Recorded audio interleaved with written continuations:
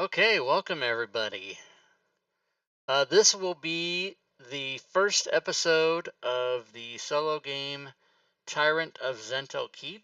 Okay, continuing my Saturday solo series. This adventure is available on the DM's Guild. You can search for the title Tyrant of Zhentil Keep Fantasy Grounds. And we completed the Death Knight Squire, and I went from level 2 to level 3. That starts at level 2.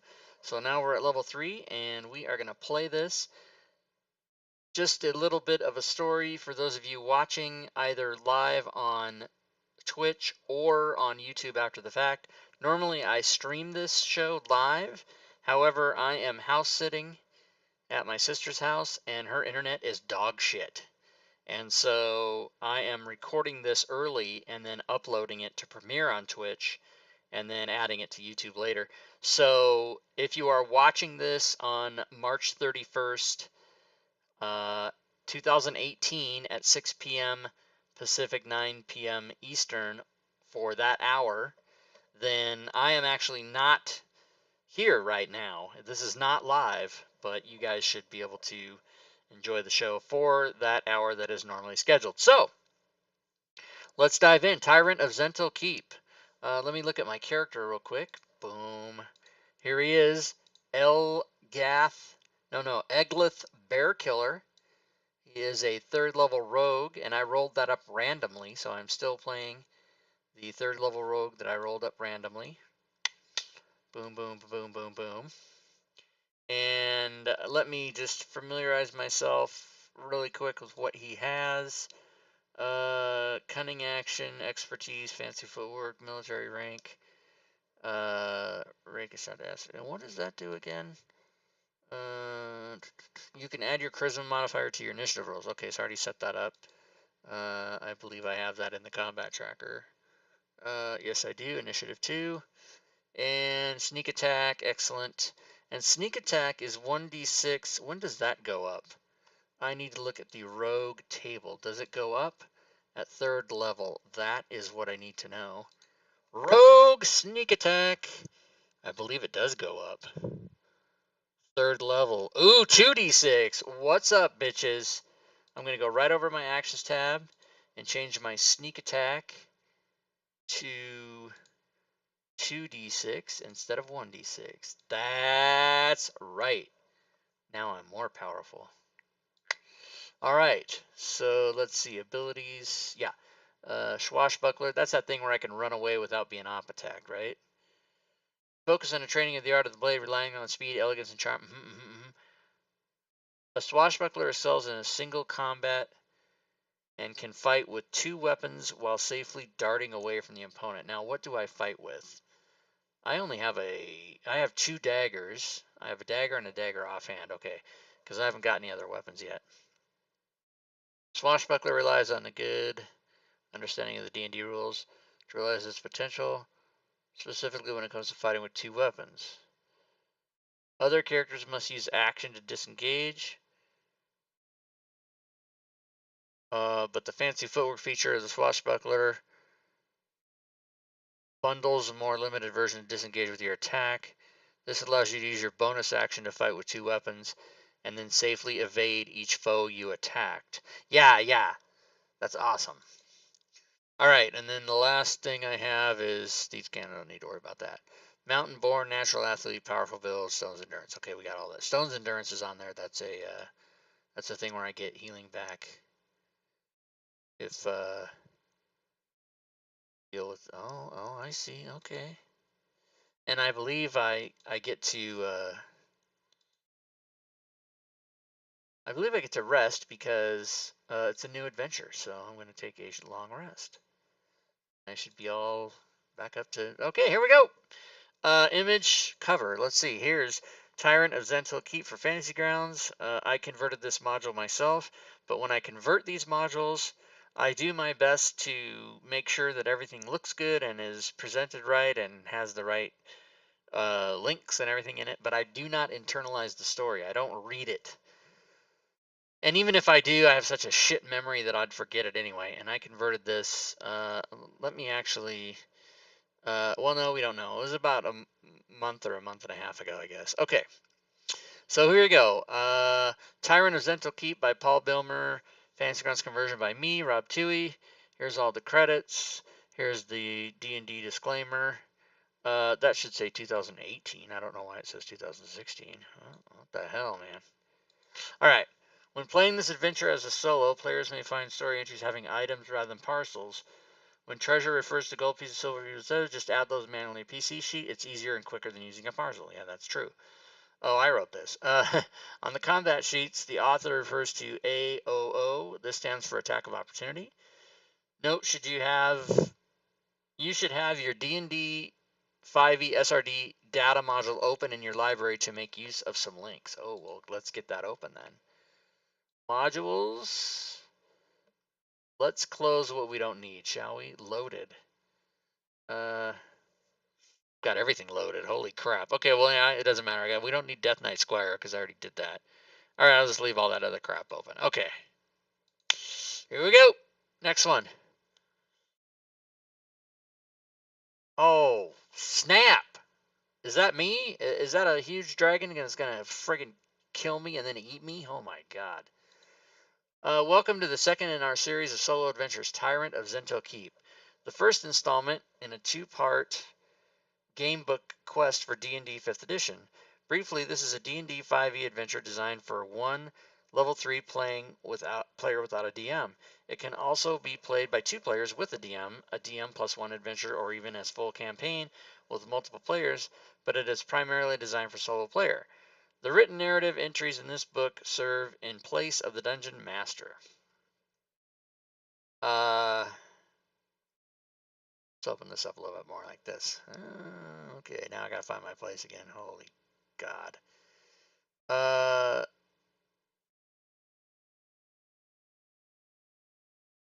Yeah. If you've not yet played with the Dungeon Master, I highly recommend you do so as soon as possible, or become a DM yourself, the most fun, and run a game for some local players. Actual tabletop D&D in a social setting is how the game was meant to be played. But I'd like to think that this type of solo adventure would be welcome diversion for those who, despite all efforts, cannot find a game, who need more D&D than their Dungeon Master can provide, or who are DMs themselves and don't often get a chance to play. Like the first solo book, Death Knight Squire, and that's a link to the DM's Guild. You can't see that on the screen, but it popped up. What's up? Yay. You can go get the first one. This adventure is set in the Forgotten Realms. It continues on from the Death Knight Squire sequentially and narratively, presuming that the character who successfully completed the first quest and advanced to level 3 is now embarking on a new quest. This quest is bigger, badder, and more dangerous. Oh no. And I hope even more fun for you, the players. Tyrant of Zhentil Keep is a mini sandbox in-game gamebook form with multiple side quests and locations to explore. Such as exploration enables the collection of artifacts and information, all leading toward a central story arc which becomes clear as the book progresses. Where Death Knight Squire had a clear-cut mission, at its core, this adventure is pure exploration at first, similar to how a game with the Dungeon Master might run. The nature of your quest becomes clear as you advance, collecting snippets of information and encountering various NPCs, locations, and side quests. Oh yeah, what time did I start doing this? About 1:25. Okay, so I'm going to stop at 2:25. So what you'll need for this quest. For now, a player's handbook is a handy thing to have, so you can learn what new abilities your character has gained. If you did not begin with level 2 PC and play through the Death Knight Squire adventure, you could go and do so now, or you could just create a new 3rd level PC and play using that character. See character creations below. Okay, even if you have read the introduction to Death Knight Squire, read this new introduction as well, as the mechanics and the system of play are slightly different to the first book. Interesting. For example, in this book you will see new map styles, you will see combat sheets, and different ways of navigating through the narrative text, including code words. This adventure is not easy. The whole idea of balance, meh. Real life isn't balanced, and sometimes you will encounter things beyond or below your abilities. Roleplay your way out of stuff, sometimes avoiding potential combat if you can. It's a marathon, not a sprint. Be clever, take your time, and with each entry, and really consider what you should do. Okay, I'll keep that in mind. I like opportunities for role play, and I've tried my best to give you options in this regard. Be aware, however, that this is a game book. The amount of options will always necessarily be limited. If you do not have access to Dungeons & Dragons books like the Player's Handbooks, there are handy PDF that Wizards of the Coast have kindly put out. It covers the basic rules and can be found at this address. Yeah, so you click on that. Okay, that's it. The next one.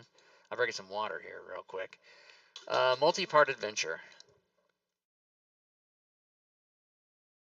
Before you begin, I need to inform you that this is part 1 of a 2-part quest. There are multiple side quests which you can undertake and complete within this game, but the main quest takes place over 2 books. So please don't be disappointed when the adventure pauses at the end of this book.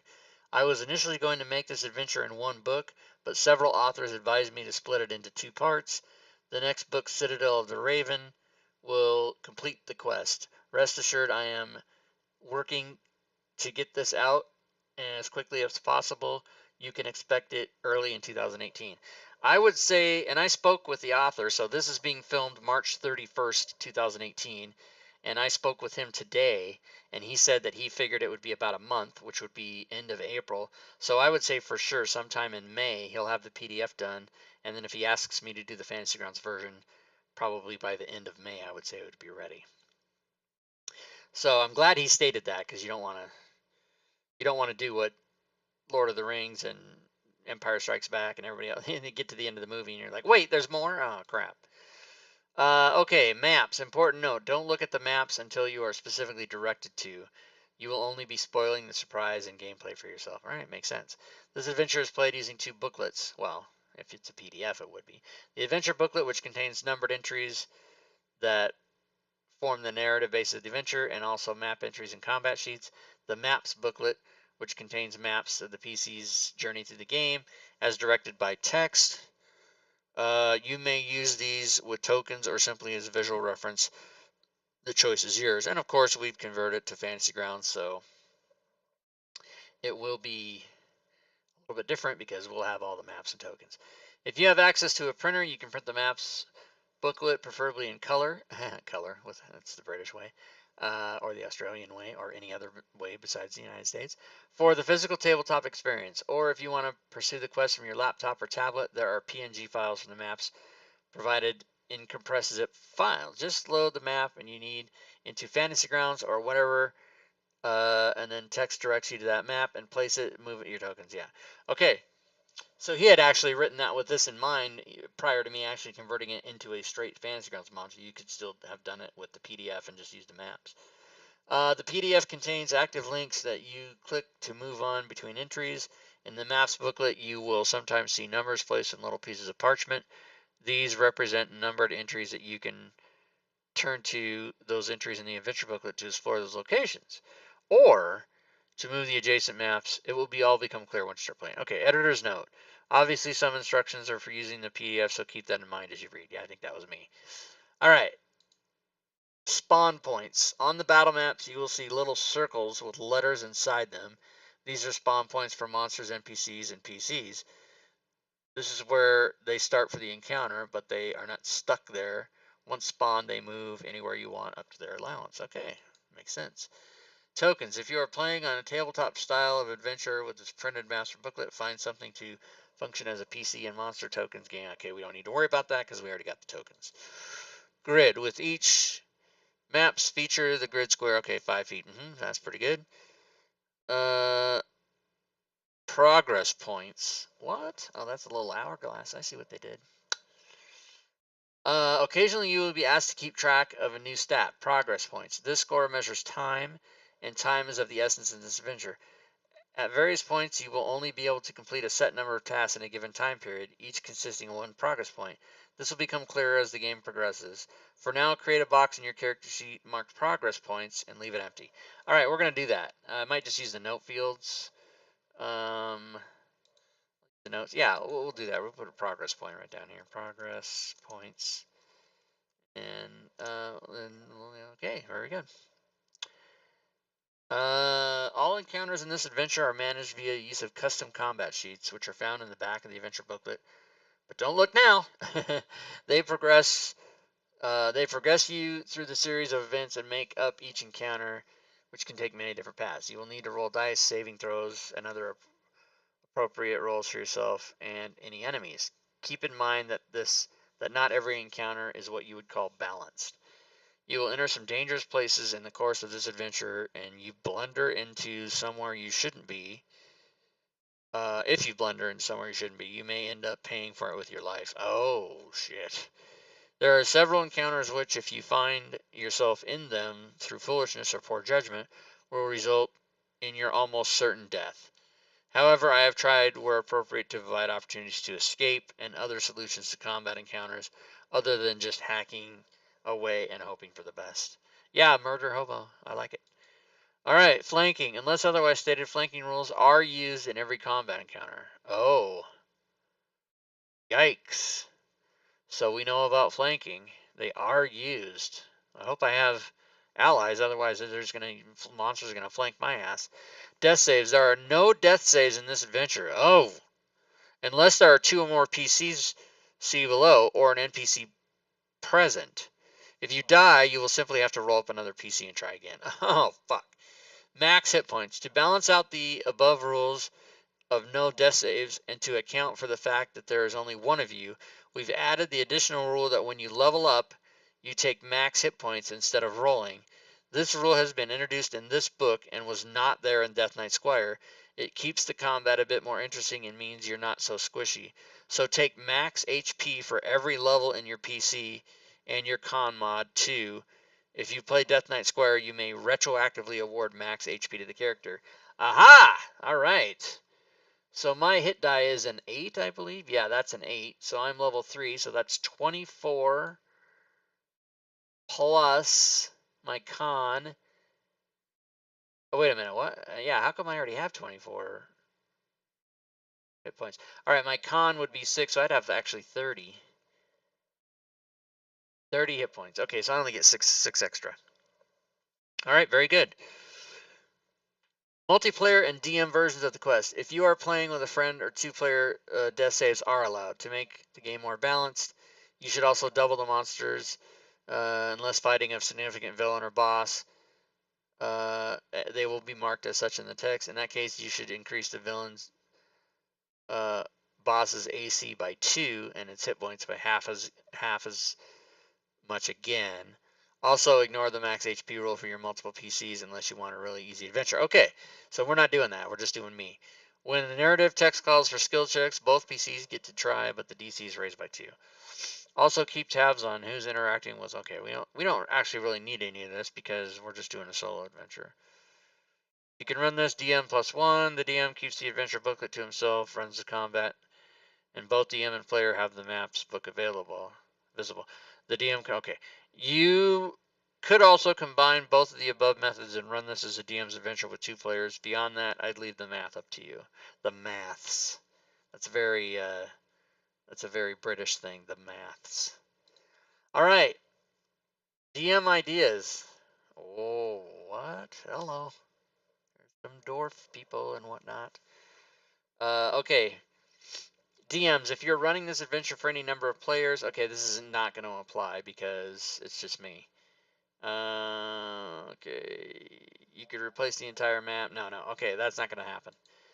Spellcasting, I've given options throughout the adventure for casting spells. Do you know the spell detect magic? You could use this to see whether weapon is enchanted or not. If so, you're playing in a mage. Think about what spells you'd be useful for a solo adventure. Hint, combat spells is what you should probably focus on, although you will get occasional opportunities to use their spells. When in combat, you do not need prompted by text entry to cast spells. Well, I'm a rogue, so that's not really going to apply.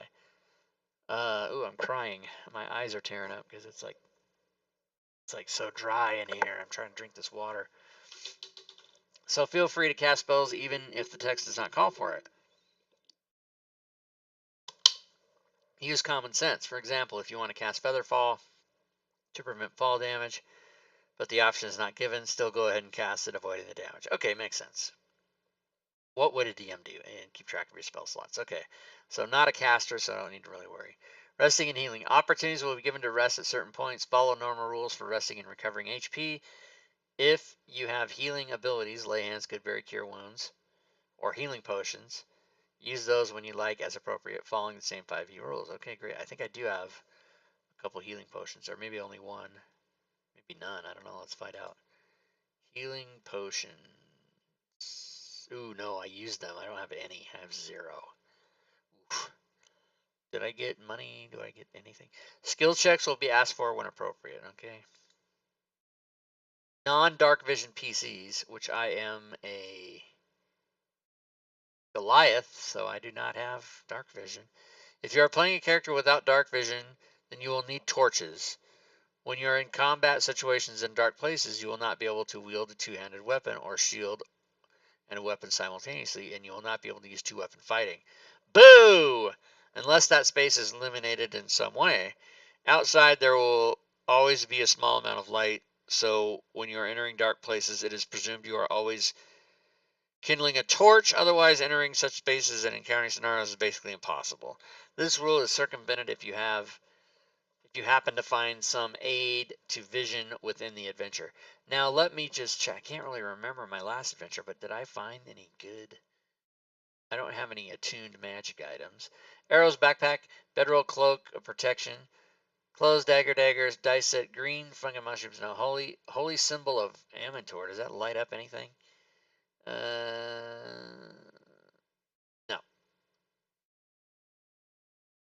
No, it doesn't. Insignia, jewelry, Lady Beaumont's necklace. That's just nothing. Okay. Leather armor, mess kit, potion of healing, pouch, quarterstaff, quiver, rope, short bow, short sword, silver locket, thieves tools, tinderbox. Ah, crap. Okay. So there we go. Advantage. Yeah, 20. That's a 20-sided die. Be honest with yourself when awarding advantage to yourself or your opponents. Example, if you are a ranger with favored terrain of forest and you roll a stealth for forest, you can award yourself advantage. Or if you're making an attack roll for an orc who has trapped you in a net, then roll for the orc with advantage. Ask yourself, what would a DM do? Honesty and fairness. In order to give yourself a great challenging game, the author assumes that you will play honestly and fairly. Yes, I do.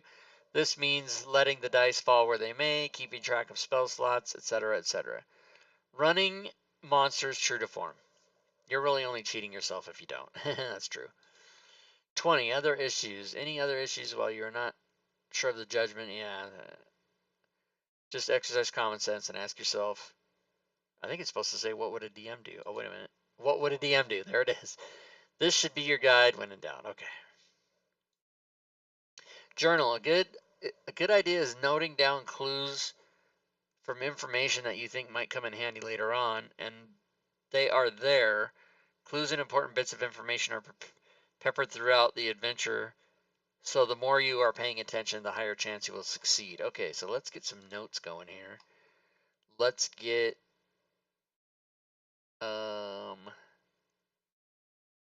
get a journal. We'll call it a journal here. All right, we'll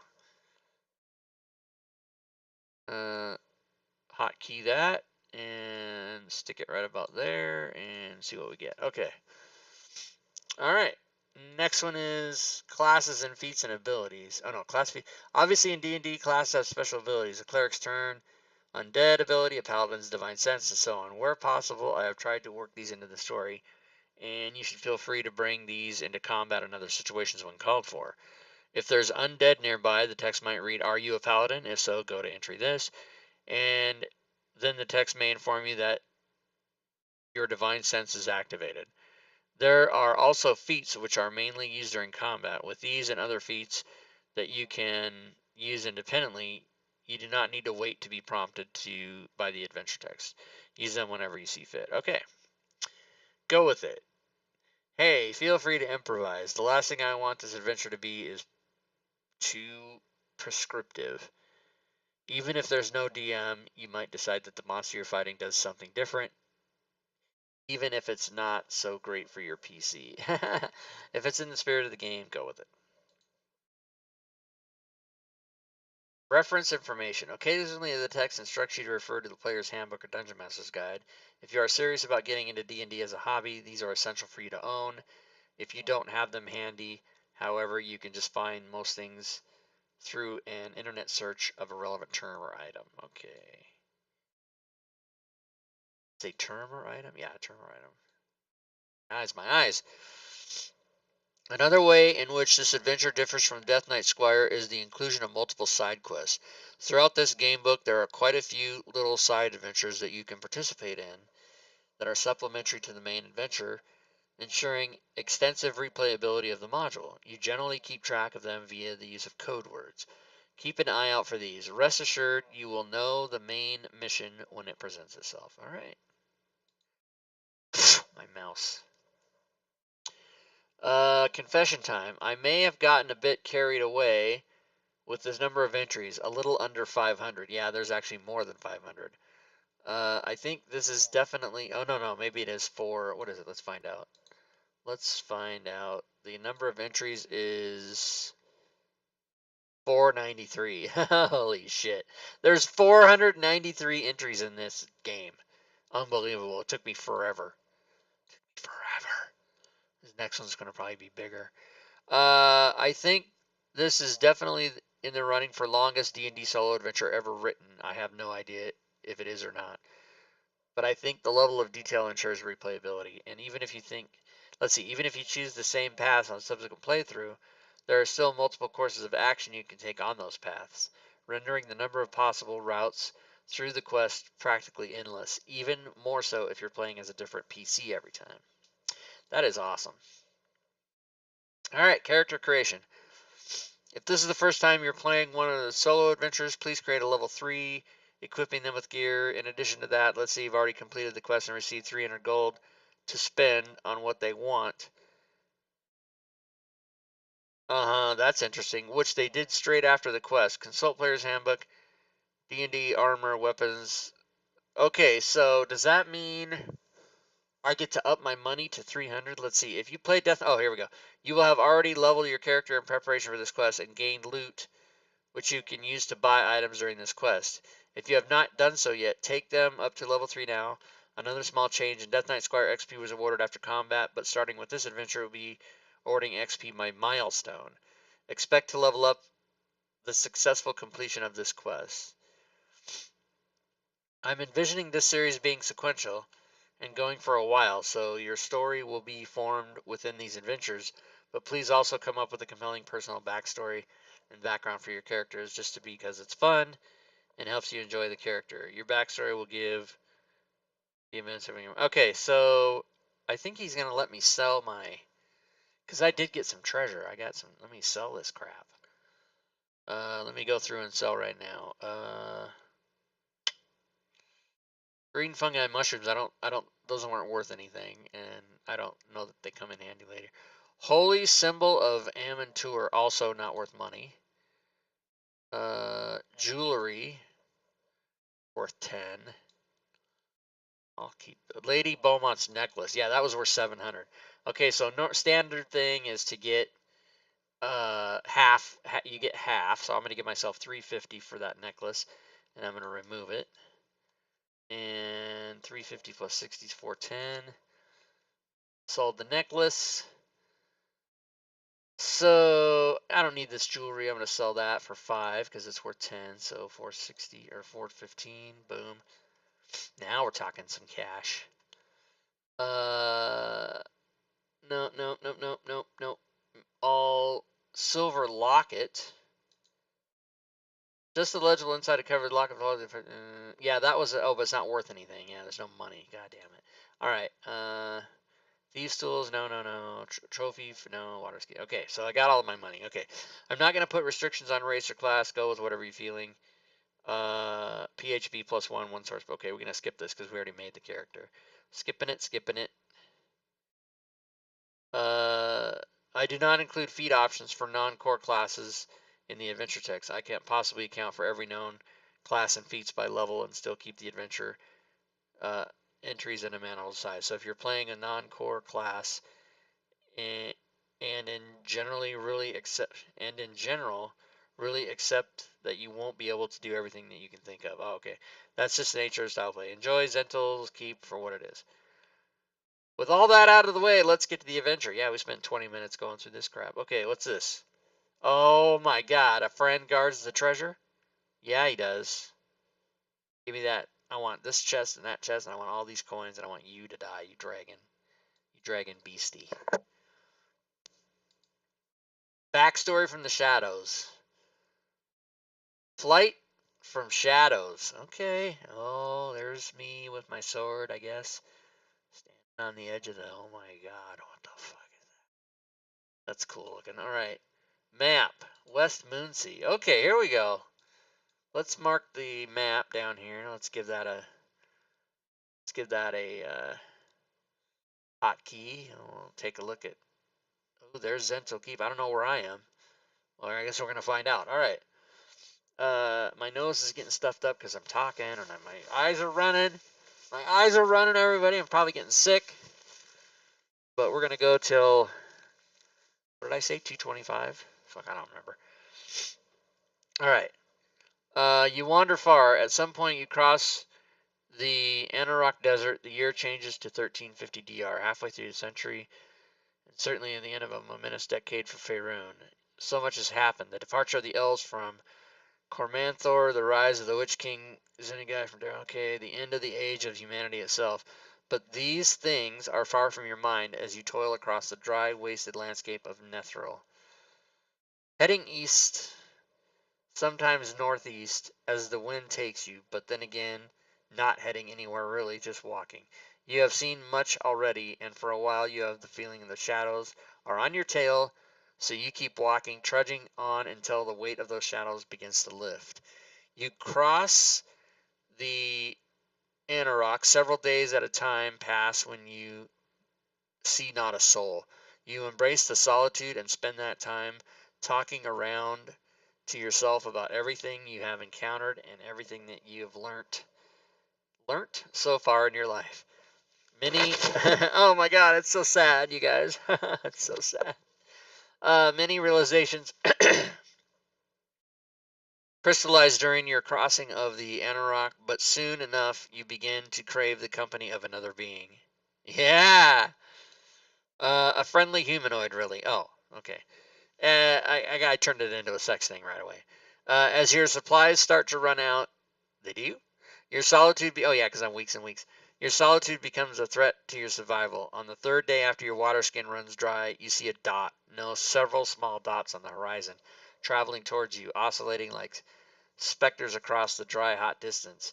Your spirit lifts. You are saved from dying of thirst by a traveling caravan consisting of several friendly half-orc families who are running from shadows of their own, it seems.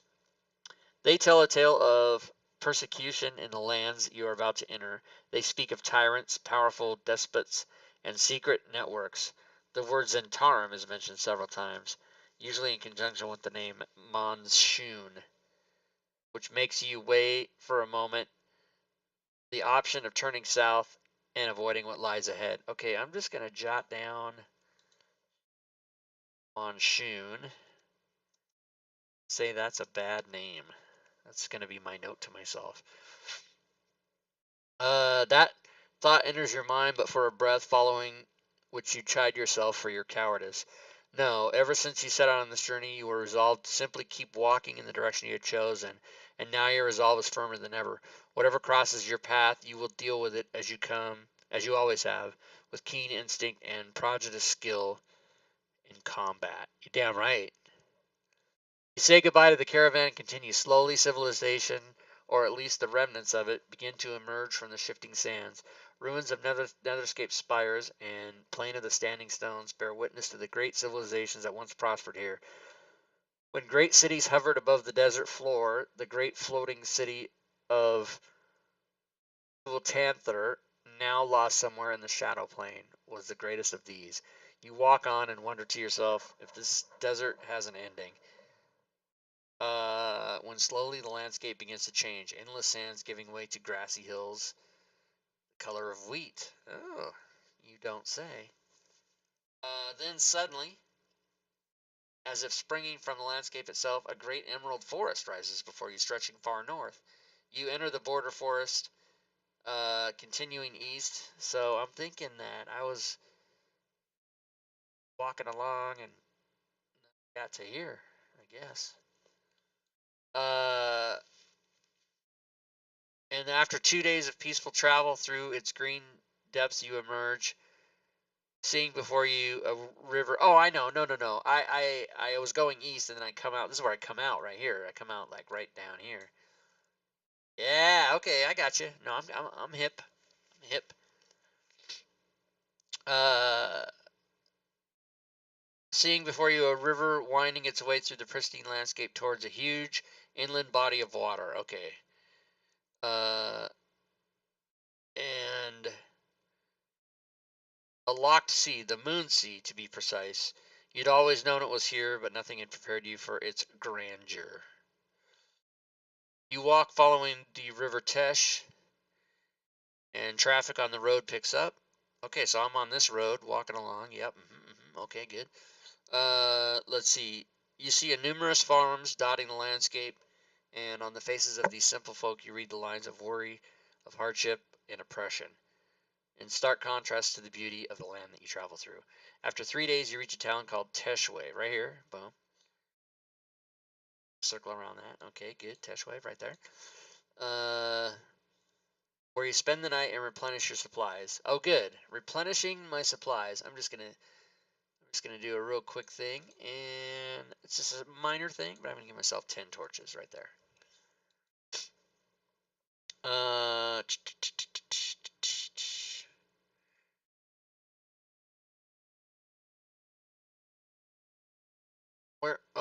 You can't help noticing that these people, despite their beauty and grandeur of this inland realm, look harassed, exhausted, ill-treated, over ale. You listen on whispered conversations. You hear names spoken in bitter tones. Monsoon, Fazul. Oh, let's write down these other names. Azul. Are you Zul? Are you the Gozer? Are you the gatekeeper? Semaman. Semaman? Alright, fine. An old merchant enjoys your company so much that he buys you several drinks and gives you a rundown of the geography of the area. Oh my god, I just realized I wiped my nose and then I wiped my mouth with the same. Oh, that's disgusting. Alright, let's try and regroup here. Let me get some water. I'm getting sick. I know I'm getting sick. I started getting sick last night. I think I recovered from it. My eyes are watering. I could be sick. I don't know what it is, but we're gonna keep going. An old man. Okay, so then the rundown on geography of the area. Later on in your room, you go over his description in your head several times and cement the local geography in place. See West Moon Sea map above. Well, that's here, right here. This is it. All right. The next day dawns gray and gloomy as you depart Teshwave, making your way towards the next city, the name of which you learnt in the night before is Zhentil Keep. Oh my god, here we go. Right over here to Zhentil Keep. Keep right there. It takes you 3 more days to reach Zhentil Keep, and as you approach, you see ruins dotting the landscape, dimly lit in the evening light. It appears this was once the scene of a major conflict. You even notice what appears to be a scorching dragon fire, long, dark gray streaks running in the length of the ruined buildings and roadways. Then suddenly, the granite walls of Zhentil Keep rise before you, banners flying and the guards manning their battlements. Right from the first sight of Zhentil Keep, you see that it is not really a beautiful city, but rather built to withstand battle. It has a grim, imposing look to it. Dusk slowly turns into evening as you descend from the north down the long slope towards the fortified town. Just before dipping below the horizon, the sun emerges from between a gap in the clouds, spreading a warm golden light over the landscape. The broad river Tesh, like a vein of gold running through stone, winds its way toward the Moon Sea some 15 miles to the east. You sense strongly that something awaits you within those tall weathered walls, some quest or task, for better or for worse. You stride up to the guards, who man the gates, eyeing you warily. Oh, that's a friendly face? I don't know. Turn to entry 1. All right, the adventure begins. There's some people. All right, so after 30 minutes of prep and backstory, it is go time. 4 staunch-looking warriors, those guys, guard the entrance of the city to Zhentil Keep. Welcome to Zhentil Keep, the lead one says gruffly. State your business. Just traveling through, you reply. Huh, he grunts, surveying you from head to toe. Well, mind your step, traveler. Obey Monshoon's edicts. Stay out of trouble and you'll be just fine. You nod to the guards and walk past them, through the city gates. The street you are on leads directly into the heart of the city, and not far off you can see the market square, where merchants are packing up their tents as trade ends for the day. A quick look around reveals the city's not exactly dirty, but definitely in need of some spruce up. Buildings are thick wood structures or older stone edifices damaged in places by the looks of the scars of battle. Cobble is poorly maintained, and there are potholes here and there. The overall impression is of a once proud city that's taken a few knocks. The citizens look like they've taken a beating too, slumping around, not exactly full of the joy of life. Like many others that you have seen in this expansive valley, they look browbeaten, harassed, and at the end of their tether. On both sides of the street, you see business shutting up shop and owners heading home. The only establishment still open is a tavern to your right. A sign hung above the door stating its name, the Scoundrel's Tankard. Just your sort of place. Further down the street, you see a man standing on a crate with a large crowd gathered around him. He appears to be delivering some kind of sermon, although it's hard to make out what he's saying over the noise of the carts chattering past you. You feel a tiny drop of rain on the back of your hand, and you look up to see low gray clouds threatening a downpour. All right. Do you want to go and listen to the man's sermon, or do you want to visit the Scoundrel's Tankard? Otherwise, if you are just mindful of the late hour, you could look for an inn. Oh my God. I don't know what to do. My tendency is I want to listen to what this guy's saying, so I'm going to go to entry 158. All right, entry 158. You walk over to the crowd gathered around the man who appears to be a priest of some sort. His words gradually become audible. The priest sees you arrive and gives you a slight smile. For the benefit of those who have just arrived, I shall repeat the fell news delivered to Lord Manshoon this morning and relayed by his grace to the priest of the Temple of Bane. The tidings are thus. Galantor Hawkhelm is murdered by an orc assassin, and the orc horde descends on the citadel of Raven, marching unchecked across the Ride, tens of thousands. Oh, yeah, that's bad. The Ride, this is the Ride right here, this area. Lies, a voice cries out. You turn and see a female orc glaring at the priest. These are lies propagated by the Black Network. Zentarum spies killed Hawkhelm, not our people. Silence, wench! The priest bellows. Silence, wench. That's funny. Of course you would say these such things. Killed by the Zentarum indeed. From seemingly out of nowhere, 2 guards dressed in the same livery as the gate sentries appear and grab the orc female under her arms and begin dragging her away, kicking and screaming. The rest of the crowd grows restless. That's enough of that, one guard says gruffly, dealing her a vicious blow with his gauntleted hand. Oh my God, he just hit her. The female's orc's head slumps forward and the blow has rendered her unconscious. Oh my God, shit's hit the fan already. The priest addressed the crowd again. See, it is bred into them. Oh, racist. This violence and hatred. A night in the dungeons will be her reward for that treacherous talk like that. All right. I gotta decide. Wait a minute. Let me look at my character. Is my guy a good guy? What does he do? What's his where's his things? Is that here? No. Notes. Here we go. Lawful good. Oh, yep. He's gonna try to help. My bonds and my flaws are the same. I must have screwed up somehow. All right, he's going to try to help. Will you go to the female orc's aid, do nothing, and observe if you want to leave the crowd, or if you want to go and find... All right, I'm going to try to... Oh, my God. I'm going to get myself killed immediately. I'm going to go to her aid, so that's entry 187. You stride toward the guards who are carrying the female orc away. Let her go, you say. She's done nothing wrong except speak her mind. The guards stop and assess you. One puts a hand on the hilt of a sword. How important is this to you, friend? You want to join her in the dungeons? Oh my God, I'm already fucking getting killed. This is bad. Are you willing to pursue this combat? Pursue this to combat. Alternatively, you could attempt to sleep and send the guards... Oh, cast sleep. Well, I don't have sleep. Otherwise, you realize you are hopelessly outnumbered and leave the situation. Damn it! Alright, I gotta... fuck. I gotta go to 31. I'm gonna die right away. Find map 3. Oh, Jesus, here we go.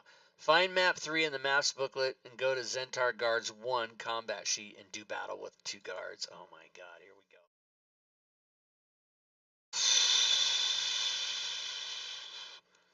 It's fucking on right now.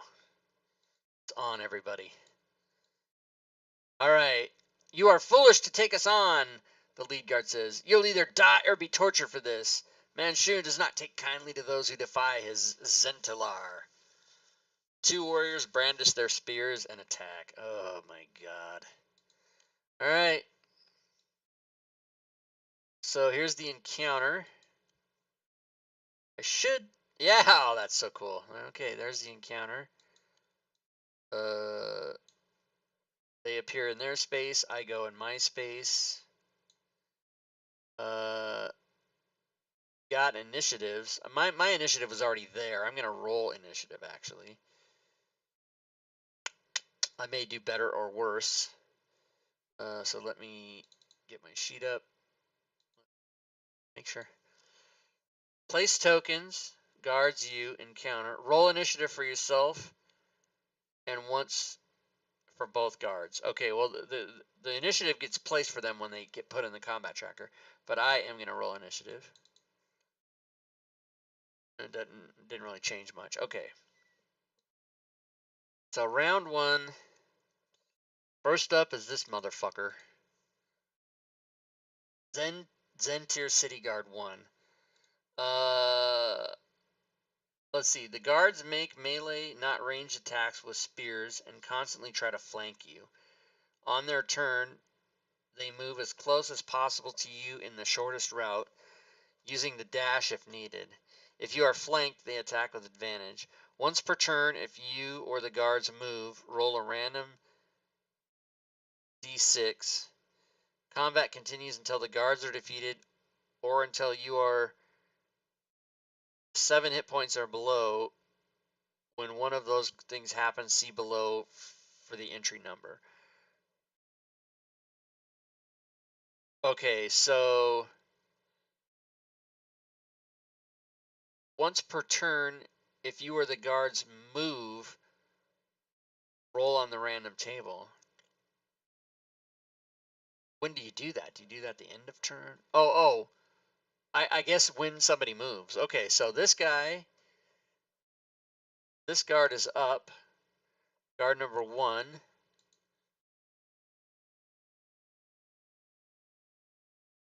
Oh, you know what I didn't do? Jesus Christ. I didn't, actually, guard number 1, 1. Guard number 1, 2.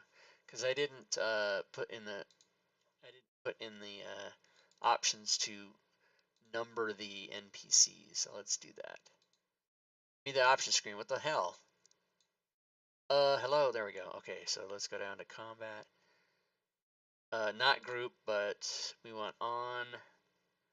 Auto NPC initiative on. NPC number random. And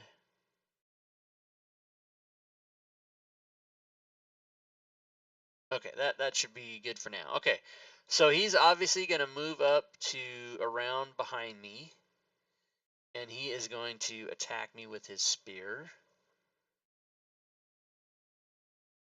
He misses. You goddamn right. Did miss. All right, so that's his turn. Now it's my turn. I am going to attack with my dagger and hit. I'll do damage. Then I will attack with my offhand dagger, hit and do damage. And then I'm going to use my special rogue ability to run away so that they can't flank me, because fuck that. So I'll just go like right over here. Oh, wait a minute. What's my movement? My movement is 30. No, it's probably 40. What is it? My movement is, oh no, it's only 30. Okay, so I'm going to move as far away as I can. 10, 20, 30.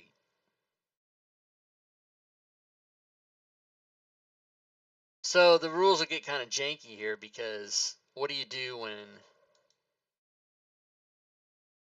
see, what do you do when, like, can you go off the map? Like, can they flank me if they go? I'm gonna say the battlefield is the battlefield, but they can still flank me side to side. Whatever, I'm screwed.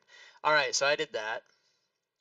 Oh wait, we forgot to do. Somebody moved, so let's find out what happened. Let's roll d6.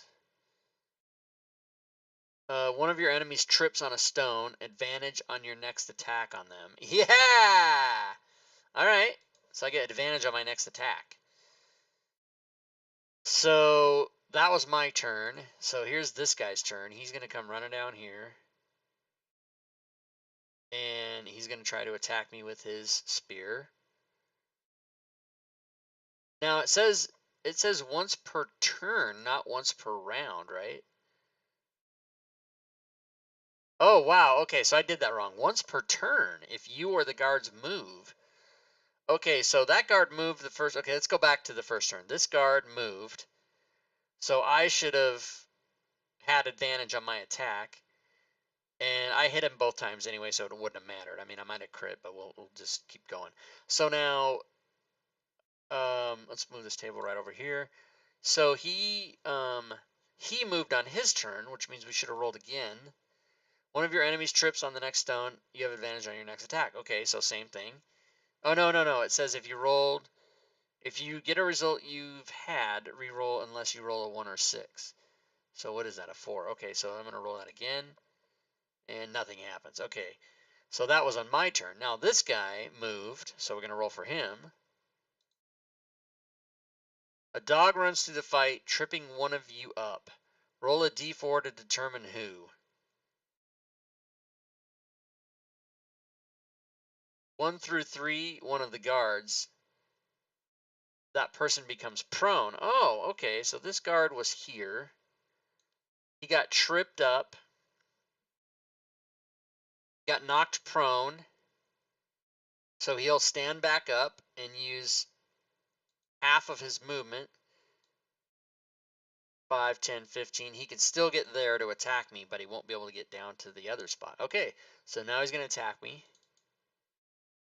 And he hits, I'm assuming. Yes. Oh, he does max damage. Bullshit. All right, this guy is going to move 10, 20, 30 to there. And he's going to move, so he's going to get, nothing happens. He's going to attack me with his spear and hit. Oh, minimum damage. Okay, that's better. All right. So it's my turn. I am not going to move. I am, however, going to attack the first guard that I attacked, which was this guy. And I'm going to do my 2 attacks. Oh, I might move, actually. All right, dagger first. It's a hit. And offhand dagger is a hit. And he, fuck, this guy's still alive. Damn, I'm gonna get my ass kicked. All right, so it's gonna be. I didn't move. I'm gonna stay there. So this guy is gonna come down here. Now he moved, so he's gonna get the table. Someone throws a rock at one of the guards, disadvantage on one of their attacks. Okay, so he's gonna get disadvantage on his attack, which he will do now. And he misses me. Excellent.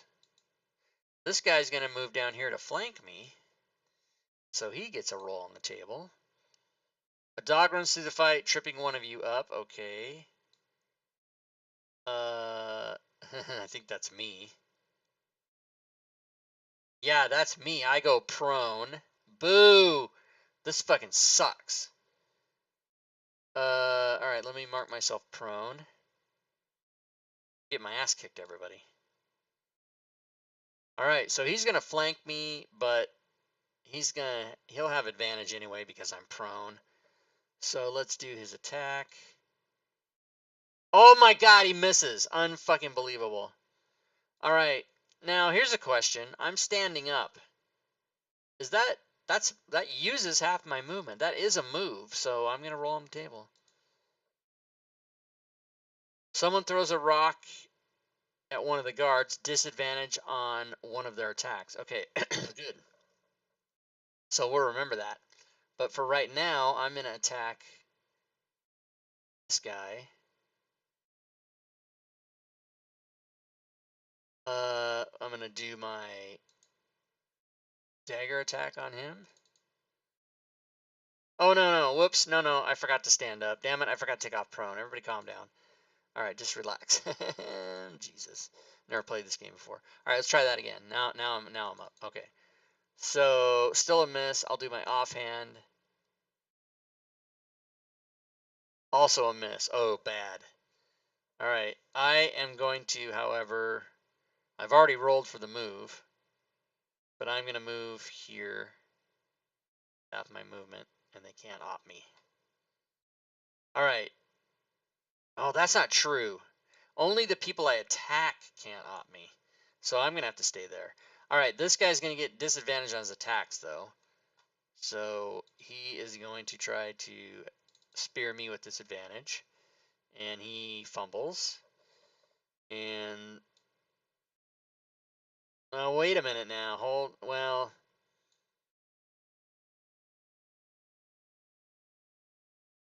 you know what? I need to go back to round 3 and give it him. He had disadvantage, but he was also flanking, which is advantage. So he should have been able to take a straight roll at me. And he hit, and he does damage. So, boo. This guy actually will get advantage. Am I down to 7 yet? No, I'm not quite yet. Okay, so he's going to attack. He actually misses. Unbelievable. Okay, I might kill one of these guys. All right, so I'm going to make my 2 attacks now. Hopefully, I got to kill one dude. All right, hopefully this kills him. No? He's got 1 hit point left. All right, offhand dagger. A crit. Not really going to help me too much, but yeah, so he goes down. He's dead. All right, no more flanking at least. All right, the next guy is going to attack me with a spear. Hits me. I've got 13 left. I'm going to do my 2 attacks on him. Hit, offhand, miss. He's going to attack me. Misses. I'm going to attack him twice. Oh, wait, I got to target him. Let's see if that was a hit. I don't think a 9 hits. No, it does not. Offhand. Hit. All right. Who's going to attack the other guy first? He misses. All right, I'm going to attack him. I fumble. What the hell, man? Then I miss. Oh, come on, man. This is an epic battle. He's going to attack me with his spear. He misses. I'm going to attack him with my dagger. What the fuck? Offhand. Really? He attacks me. Hits. I still have 11 hit points. Alright, 2 attacks. Oh, it's a crit. Oh. Snap! My other offhand. Another hit. Okay. It just depends. He missed. 10th round. I'm going to kick his ass now. And down he goes. Down goes Frazier. All right. So I did that and I was victorious. Go to entry 278. All right.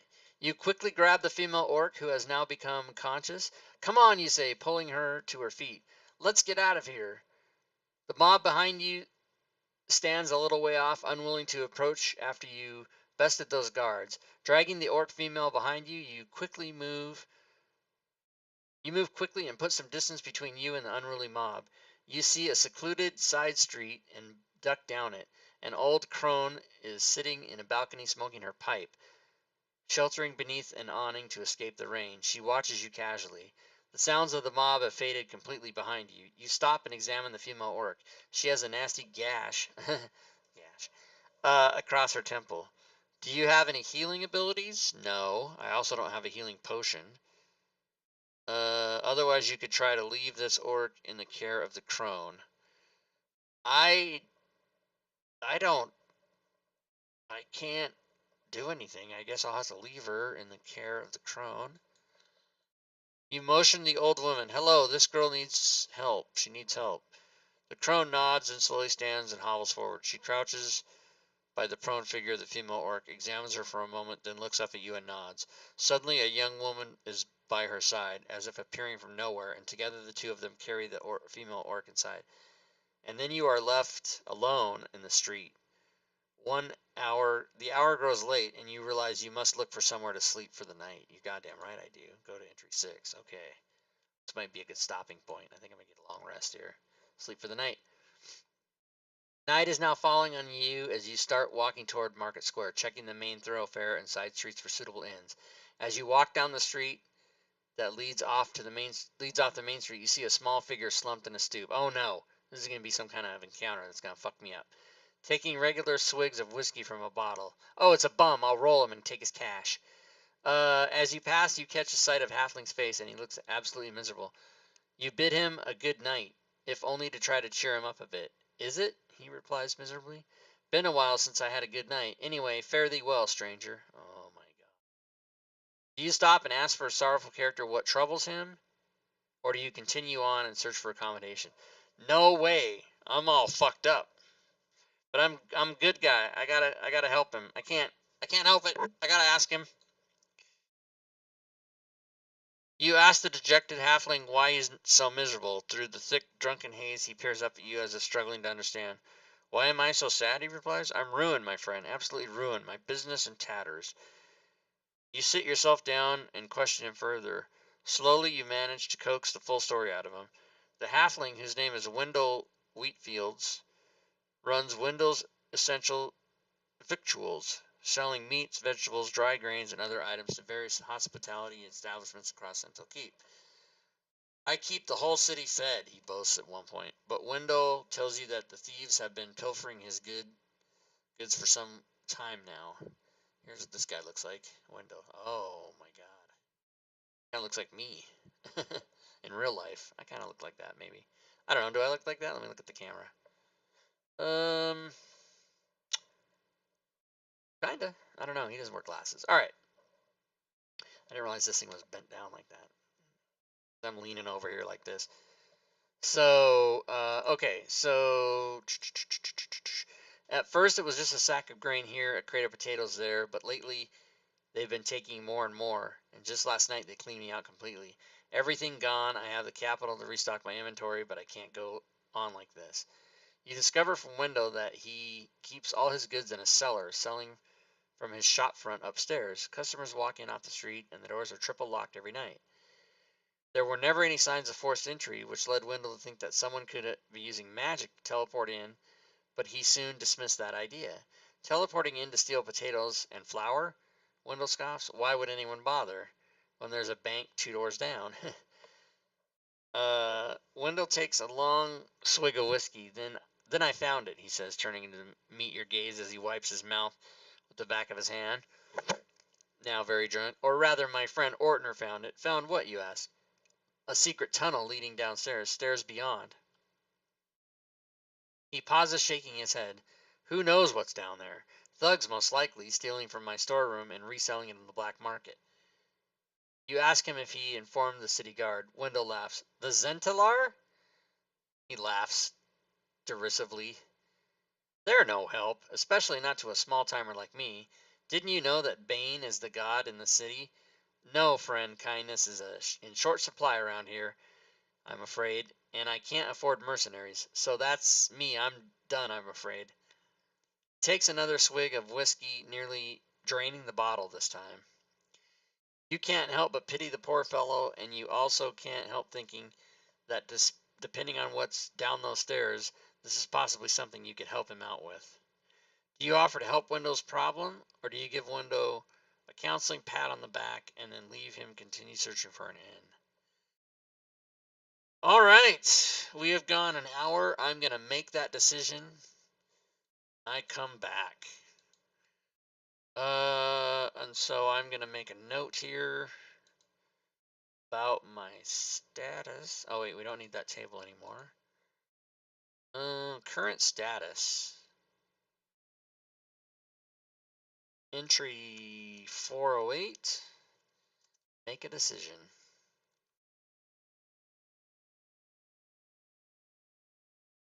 And, so I will, make this decision as to what I'm going to do next week. And we will, continue the adventure. So that is it for today. Thanks, everybody. And until next time, good gaming, everyone.